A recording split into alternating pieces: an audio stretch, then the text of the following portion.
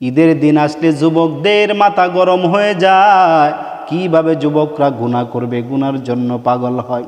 অতএব পবিত্র ঈদের দিন, এই দিনটাকে যুবকরা গান বাজনা করিয়া, নাচানাচি করিয়া, নৌকা বাড়া নিয়া, টাক বাড়া নিয়া, পিকআপ বাড়া নিয়া, আল্লাহু আকবার, মাইক বাড়া নিয়া, ডিজে গান বাজাইয়া, নাচানাচি করিয়া জমিনটা কাঁপাইয়া দে, আসমানটা পর্যন্ত কাঁপাইয়া দে।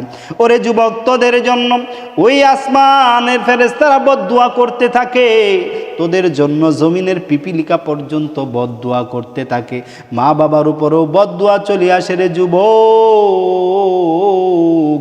ঈদের দিন গান বাজনা করি আমার নবী এবং আল্লাহকে আর বেজার করবি না।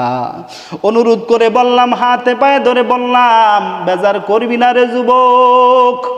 কথা দে, আল্লাহ রাব্বুল আলামিন তোদেরকে ওলির মাকাম দান করে দিবে। বলেন আমিন।